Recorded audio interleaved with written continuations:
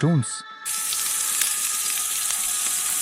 उत्तर प्रदेश के एक छोटे से गांव में शमशान के पास एक पुराना तालाब था।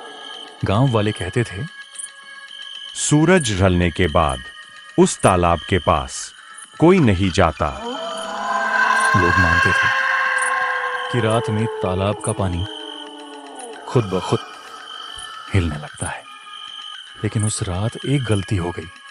उस गांव में रहती थी सीमा नाम की एक लड़की, सीधी साधी काम बोलने वाली। उसकी माँ हर शाम समझाती थी, बेटी तालाब के पास मत जाना, वहाँ पानी नहीं कुछ और रहता है। लेकिन उस रात सीमा को अपने दादी के घर जाने में देर हो गई। रात के 12:15 हुए थे। आसमान में बादल गरज रहे थे। तभी सीमा ने सुना छप छप की आवाज, जैसे कोई तालाब में धीरे धीरे चल रहा हो। सीमा रुक गई। दिल जोर जोर से धड़कने लगा।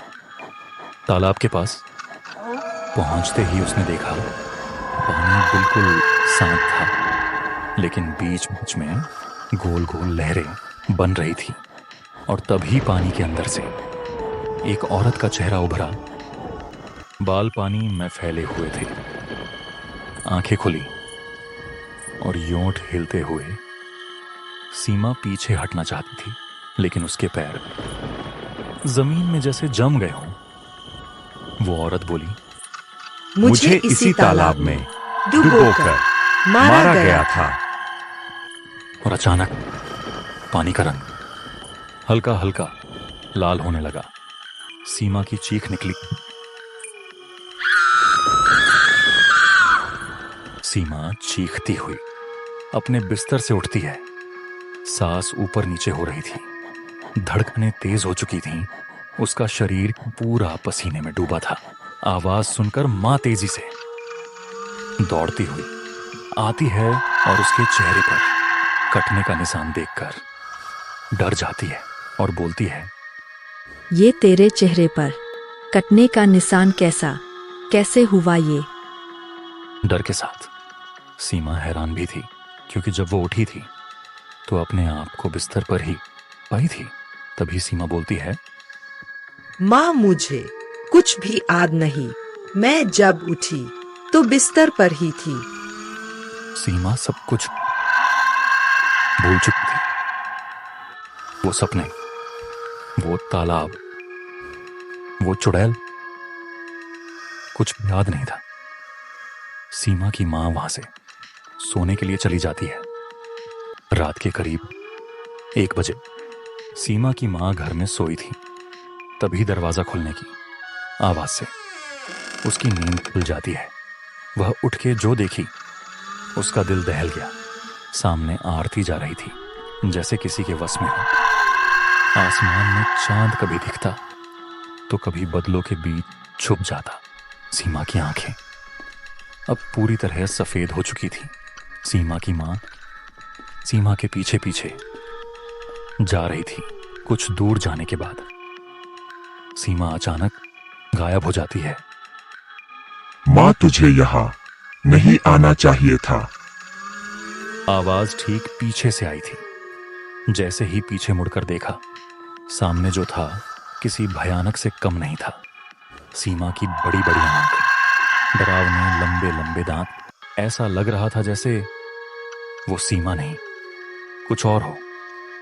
सीमा का पिता सीमा के मां को खोजते हुए वहां आते हैं। तभी दूर से उन्हें सीमा की मां दिखाती है। पास जाकर देखते हैं तो सीमा की मां जैसे बर्फ में जम गई हो। उसके हाथ पांव मानो जैसे सुन्न हो गए हैं। सीमा की मां, क्या हुआ तुम्हें? कुछ बोलती क्यों नहीं? तभी सीमा की मां होश में आती है और पलके झपकाती हुई बोलती है, माँ, मैंने सीमा का चेहरा भयानक और डरावना देखा। उसकी आंखें बड़ी बड़ी और दांत लंबे थे, जैसे जानवरों के हो। वो अब चुड़ैल बन चुकी है। उसकी आवाज कांपती हुई और चेहरा डर से भयभीत दिख रहा था। तुम मुझे बेवकूफ नहीं बना सकते। तुम्हें क्या लगा मैं डर जाऊंगा? चलो मैं तुम्हें घर चलकर दिखाता हूं। घर जाने पर सीमा की मां जो देखती है उसके होश उड़ जाते हैं। सीमा अपने बिस्तर पर आराम से सोई हुई थी। उसके चेहरे के घाव अब पूरी तरह भर चुके थे। वह हताश हो चुकी थी। पर मैं झूठ नहीं बोल रही हूँ, यकीन करो मेरा। बस अब बहुत हो चुका। रात काफी हो चुकी है। तुम भी सो जाओ और मुझे भी सोने दो। बाकी बातें सुबह होगी। दोनों सोने के लिए चले जाते हैं। अब सीमा के मां के अंदर पूरा डर फैल गया था, जिसकी वजह से उसे आज नींद नहीं लग रही थी। वह अपने बिस्तर पर बैठी थी, डर के वो पल आहत कर रही थी। तभी उसे एक आवाज सुनाई देती है। मैं किसी को नहीं छोड़ूंगी, सबको मार दूंगी। मुझे खून पीना है, मुझे मांस खाना है, सबको खा जाऊंगी। आवाज सीमा के रूम से आ रही थी। उसको पता था, हो ना हो ये सीमा ही है। उसका सकब हकीकत में बदल रहा था। उसका शरीर अब धीरे धीरे भारी हो रहा था। वह डरती हुई सीमा के पिता के कमरे की ओर जाती है और अंदर का नजारा देखकर उसका दिल सहम उठा। कमरे की लाइट बंद पड़ी थी और घर में खून की बूंदें चारों ओर फैली हुई थी। उसका सर धड़ से गायब था। वह जोर से चीखी।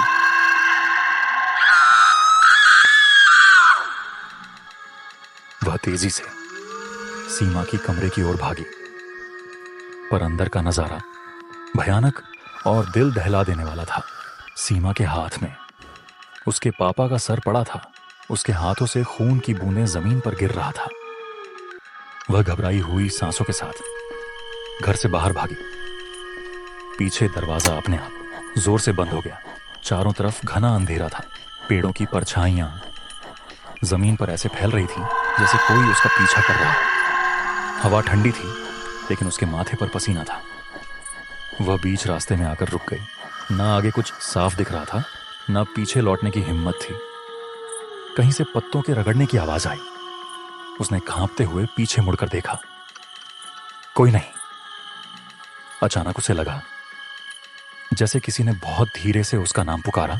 उसका दिल जोर से धड़कने लगा। अब उसे समझ नहीं आ रहा था किधर जाए, जंगल की तरफ या मंदिर की ओर, जहां हल्की सी रोशनी दिख रही थी। वह कांपते कदमों से मंदिर की तरफ बढ़ने लगी। जैसे जैसे वह आगे बढ़ती, जंगल और भी खामोश होता गया। अचानक झींगुरों की आवाज भी बंद हो गई, मानो पूरी रात उसकी आहट सुन रही हो। मंदिर की सीढ़ियों तक पहुंचते ही उसे महसूस हुआ कोई उसके ठीक पीछे चल रहा है। उसके कदम रुकते तो वह आवाज भी रुक जाती। उसने हिम्मत करके अचानक पीछे मुड़कर देखा।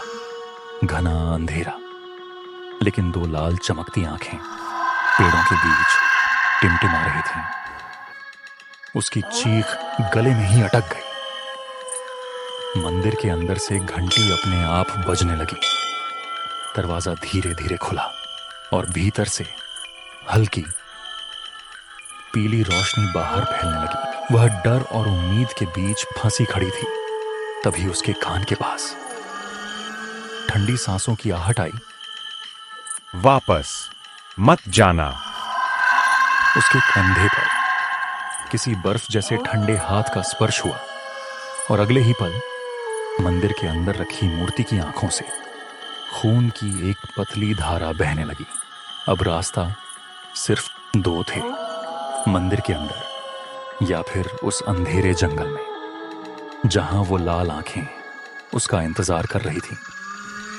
उसने आंखें कसकर बंद की और एक झटके में मंदिर के अंदर भाग गई। जैसे ही वह भीतर पहुंची, दरवाजा अपने आप पीछे से बंद हो गया। अंदर हल्की पीली रोशनी थी, लेकिन अजीब बात यह थी कि कोई दीपक जलता हुआ दिखाई नहीं दे रहा था।